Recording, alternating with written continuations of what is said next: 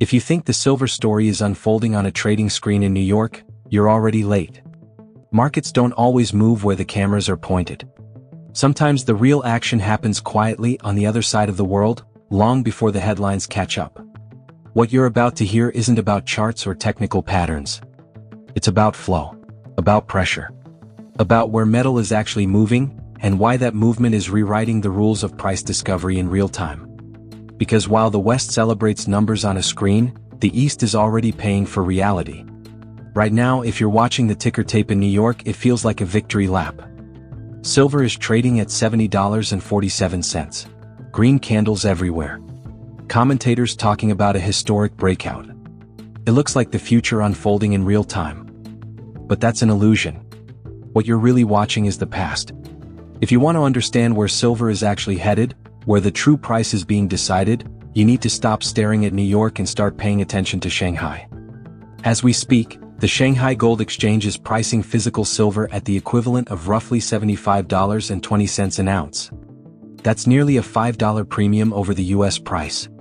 And that difference is not noise. It's a signal. It tells us we are now living in a split market. In the West, banks and exchanges are still fighting to anchor silver near $70. In the East, the industrial economy has already accepted that silver costs $75. That $5 gap is one of the most dangerous numbers in global finance.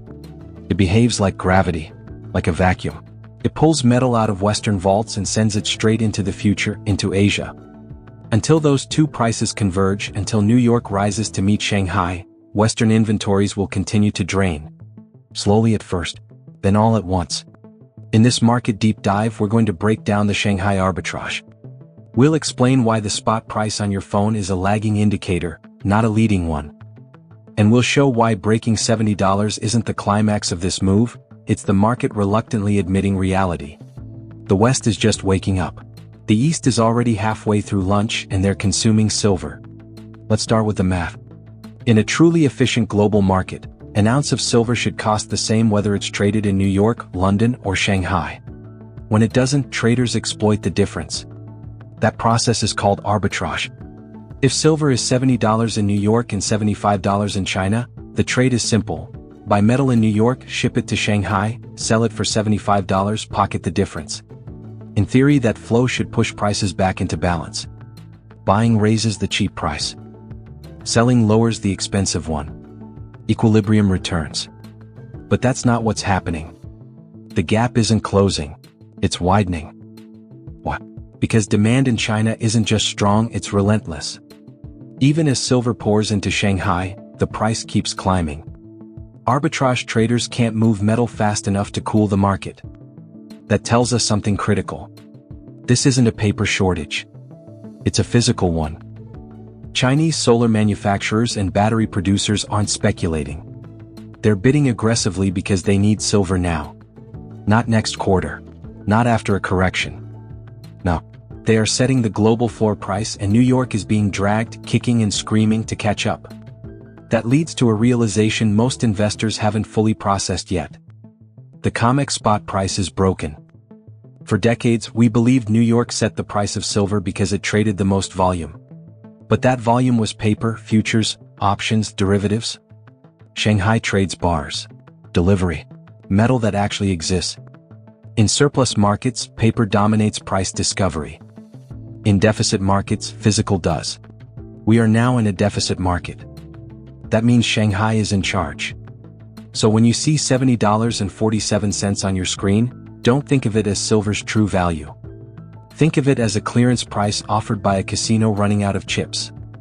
COMEX is effectively selling silver at a global discount, and because it's discounted, inventory is vanishing. Smart money is exploiting this. They take delivery in New York at $70, reprice the bars instantly at $75 and move them east. The Western exchanges are subsidizing the rest of the world, and those subsidies are running out. We track inventories at both the LBMA and COMEX. Week after week, the numbers decline. And the reason is simple, the price gap. Why would a miner in Mexico sell silver to a New York bank for $70 when a Chinese smelter will pay $74? Metal flows toward the highest bidder. And right now the money is in the East. That starves Western exchanges of fresh supply. They're leaning on legacy inventory, old bars sitting in vaults, to meet delivery obligations. But legacy inventory isn't infinite. Once it's gone, the exchange faces a choice: raise prices to attract metal back or fail to deliver. They've chosen the first option. That's why silver broke $70. Not because of a chart pattern. Not because of the Federal Reserve. But because they had to raise the bid to slow the bleeding. And here's the problem. Every time New York raises the price, Shanghai raises it further. It's a chase and the West is losing. Now, a word of caution. This doesn't mean silver rises in a straight line. Arbitrage is messy. Shipping takes time. Capital controls exist. Banks may try to smash paper prices to $68 to trigger stop losses. But remember the magnet. As long as silver trades near $75 in China, every dip in New York becomes more profitable for arbitrage traders. A drop to $68 just widens the spread to $7, and that invites even more buying. Shanghai acts like a buoy. It makes sustained price suppression extremely difficult. Market physics are now working in favor of holders, not manipulators. So who's paying this premium in China? Speculators? The government? No. It's industry. In part 2, we shift focus to the industrial hoard. We'll examine the massive silver stockpiles quietly building in China's free trade zones. We'll explain why manufacturers have abandoned just-in-time logistics in favor of just-in-case survival strategies. And we'll look at what happens to US companies like Apple and Tesla if silver supply tightens further. Because this isn't just a metal story anymore. It's a supply chain story. And silver is becoming strategic. If you're just joining us, let's reset the map. Silver trades near $70 in New York and closer to $75 in Shanghai. That gap is draining Western vaults to feed Eastern industry. But China isn't paying a premium out of speculation. They're paying it out of necessity. China is the factory of the world. And factory managers have reached a terrifying conclusion. Without silver, production stops. So they've abandoned efficiency and embraced hoarding. For decades, global manufacturing relied on just-in-time inventory. Keep warehouses empty. Minimize cost. Deliver materials exactly when needed. That system works until it doesn't. China learned this during the pandemic. During chip shortages. During shipping collapses. Now they're applying that lesson to silver. Instead of buying for next month, they're buying for next year. If a solar manufacturer consumes 1 million ounces per month, they're holding 6 million ounces in reserve. What? Because $75 today is cheaper than $100 tomorrow. And because the cost of running out isn't financial, it's existential. If silver paste disappears, assembly lines halt. Workers go home. Orders get canceled. That damage dwarfs the price of metal. So they pay the premium, not as a cost but as insurance. This creates a bottomless bid. Where is all this silver going? Public inventories don't tell the full story. Much of the metal is flowing into bonded warehouses in Shanghai, Shenzhen, and Hong Kong, free trade zones where metal enters legal limbo. It doesn't appear on COMEX. It doesn't show up on public SGE tallies. It goes dark. These vaults act like black holes, absorbing supply and never releasing it back into the global market. Estimates suggest hundreds of millions of ounces are already parked there. Western analysts miss this because they're staring at the storefront, not the warehouse behind it. And as we close out this segment, one final number matters. Chinese solar manufacturers are now consuming silver at a pace that exceeds global mine production. That is not sustainable. And that's where this story gets dangerous. Let me say it again because this point changes everything. One single industry inside one single country is consuming the equivalent of the entire world's annual silver mine supply. That is why silver is trading at $75 in Shanghai. This isn't a calm market setting prices. It's a bidding war.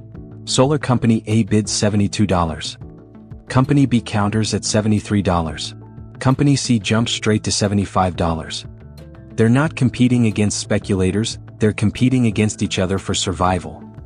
They're cannibalizing margins just to lock in supply. This is not speculation. This is industrial panic. China doesn't allow silver ore to be exported, so miners are forced to sell domestically first. But even that isn't enough. Domestic supply can't keep up with demand. So China turns outward. They pull bars from London. They pull bars from New York. They drain the global system to power their grid. Now look across the Pacific. The United States has industrial giants too: Apple, Tesla, General Electric. They all need silver.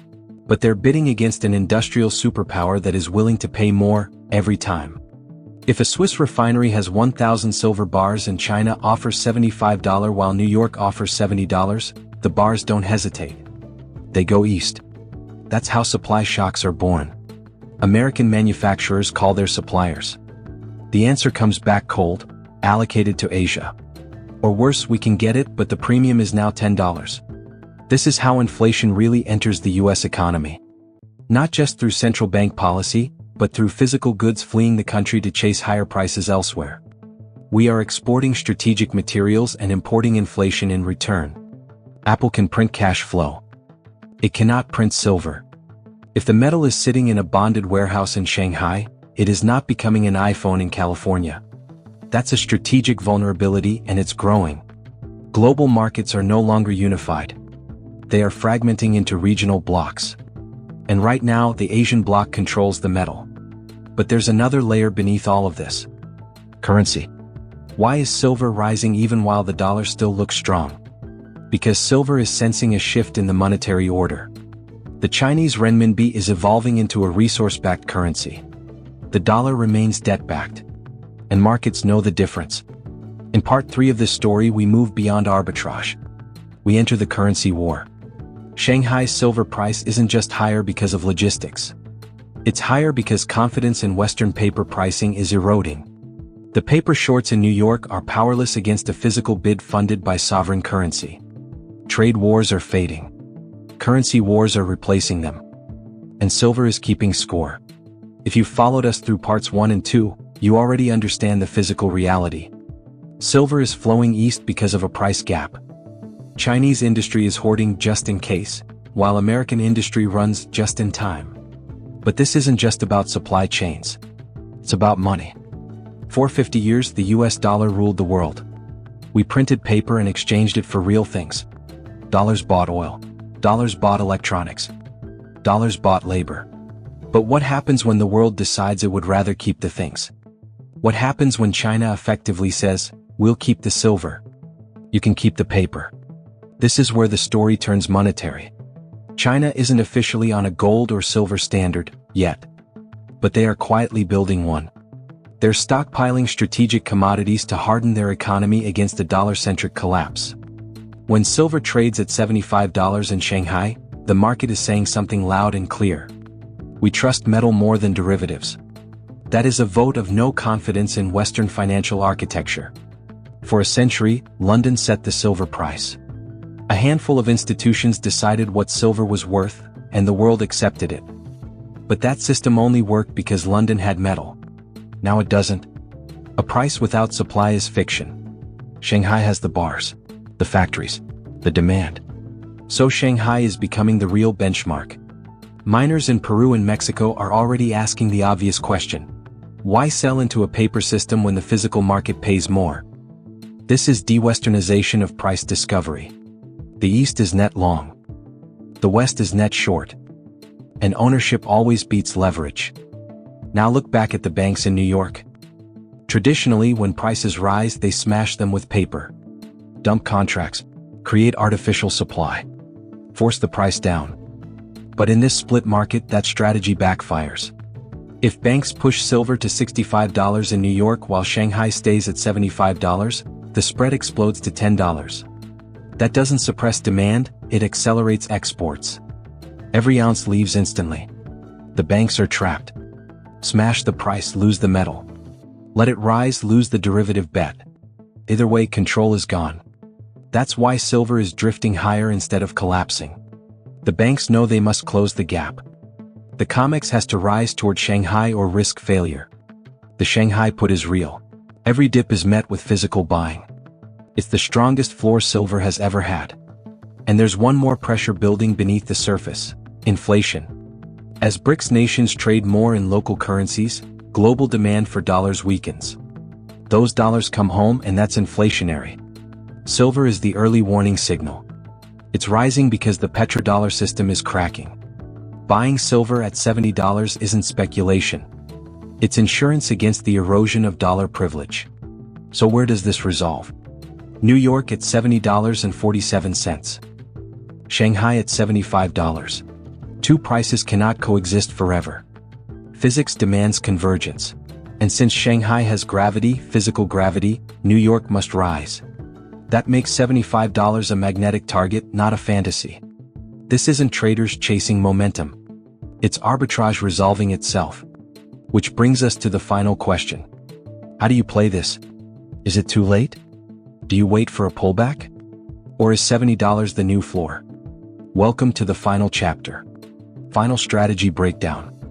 We've traced the flow of silver from New York to Shanghai. We've exposed industrial hoarding and the currency war beneath it. Now we talk strategy.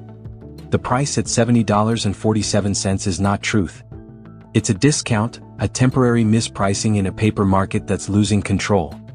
The real price is already $75. And two prices will become one. So let's talk positioning. For years, investors were told to dollar cost average. Buy a little every month. Smooth volatility. In flat markets, that works. In vertical markets, it doesn't. In a squeeze, dollar cost averaging means chasing higher prices while accumulating fewer ounces. That's not how whales operate. Big money front loads when a regime shift is confirmed. The Shanghai floor suggests any dip below $70 will be bought instantly. Waiting for $50 may mean missing the move entirely. The aggressive strategy is simple. Position early, secure physical ounces, and stop trading emotionally. Now, when do you exit? Exit into what? Dollars? Wealth doesn't exit into fiat. It rotates. This is where the gold-silver ratio comes in. At gold near $3,000 and silver near $70, the ratio sits around 43-1. Historically, this compresses hard during silver bull markets. Here's the roadmap. Above 40, silver is cheap. Accumulate. Around 30, begin rotating some silver into gold. Near 15, historically extreme. Rotate all silver into gold. That's how wealth compounds without touching cash. Is $70 a bubble? Adjusted for inflation, silver's 1980 high equals roughly $170 today. At $70, we're not even halfway there.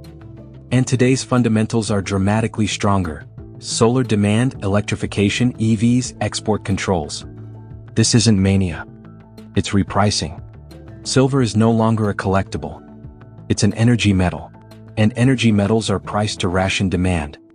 So here's the summary. New York, $70.47. Shanghai, $75. Arbitrage drains Western vaults. The only solution is higher prices. Banks have lost control. Shanghai is steering. Your job is simple. Ignore noise, watch the spread, hold your position. The vacuum is real. The gap is closing. And now you know why.